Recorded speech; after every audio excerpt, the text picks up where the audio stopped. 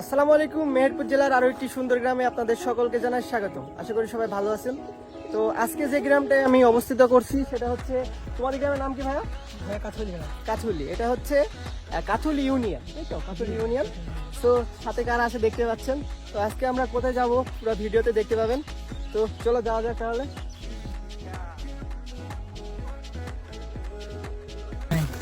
তো সাইদ, তোমাদের গ্রামে ঐতিহাসিক কোন কোন জায়গা আছে ভাই? তুমি আমাদের কি দেখাতে পারবা? জি ভাই, আপনার সাহেব পুষ্কর আছে, তারপরে মন্দির আছে বৌদ্ধদের আগের পূর্বে, তারপরে আপনার একটি এখানে বোর্ডিং লিচু বাগান আছে, এই তিনটা ভাই। এটা তো পুরো বর্ডার এলাকা, তাই তো? জি ভাই, বর্ডার এলাকা এখানে। হ্যাঁ হ্যাঁ। তো চলো আমরা দেখি তোমাদের এলাকা। আচ্ছা ঠিক আছে। আচ্ছা, বেশিরভাগই যারা ভাই এখান থেকে লোকজন আসে আমাদের এখানে ঘোরাফেরা করতে সাহেব পুষ্কর দেখতে।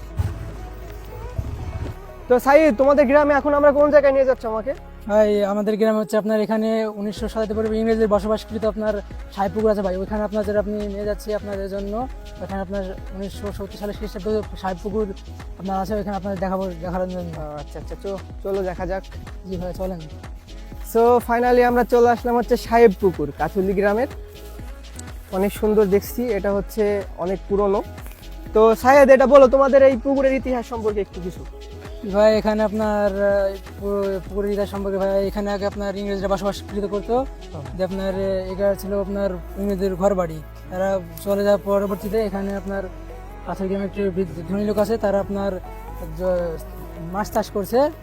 আর এগুলো ছিল আপনার অনেক আগের মাধ্যমিক এবং প্রাথমিক স্কুল, যে এগুলো আপনার ইন্ডিয়ার সীমানার ভিতরে প্রসার, ইন্ডিয়ার সীমানার ভিতরে আপনার ম্যাপ দিয়ে বাংলাদেশের সীমানাতে পড়ে গেছে এটা।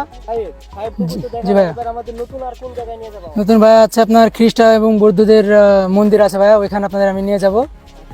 একটু আপনি ঘুরে দেখবেন, জাস্ট ওইটাকে ভিউ অনেক সুন্দর ভাইয়া। জি ভাইয়া।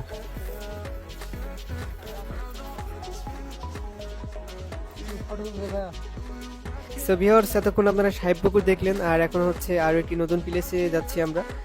তো সাইদ না থাকলে আমরা নতুন নতুন প্লেসগুলো দেখতেই পারতাম না।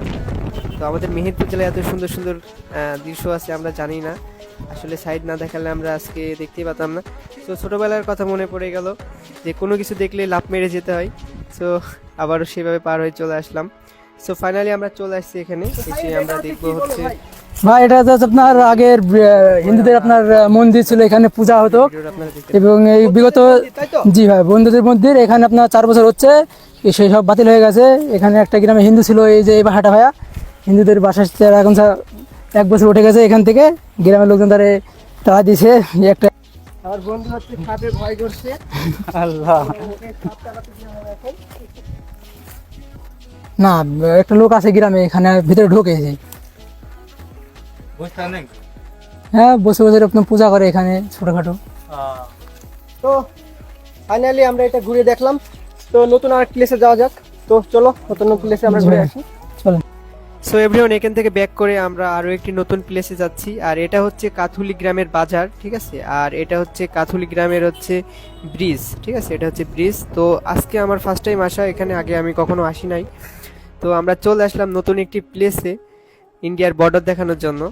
তো আমরা হাঁটতে হাঁটতে যাচ্ছি বাইক রেখে, তো চলে আসছি আর কি। তো ফাইনালি আমরা চলে আসলাম হচ্ছে ভিসা পাসপোর্ট ছাড়া ইন্ডিয়াতে। তো পিছনে দেখতে পাচ্ছেন হার্ডিং ব্রিজ, এটা হচ্ছে ইন্ডিয়ার ভিতরে, আর আমরা এখন আছি হচ্ছে বাংলাদেশে। আর একটু গেলে ভালোভাবে দেখতে পাবেন। তো আপনারা এখন দেখতে পাচ্ছেন হচ্ছে ইন্ডিয়ার হার্ডিং ব্রিজ, কত সুন্দর লাগছে এখান থেকে। আসলে কাছে যাওয়া তো সম্ভব হচ্ছে না, দূরে থেকে দেখাচ্ছি।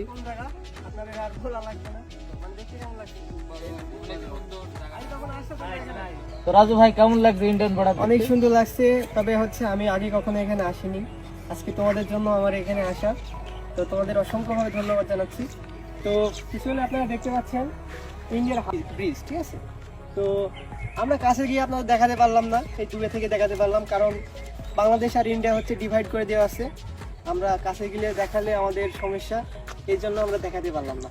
তবে আল্লাহ যদি কোনোদিন করাই, ইন্ডিয়াতে ভিসা পাসপোর্ট করে গিয়ে ইনশাল্লাহ দেখাবো।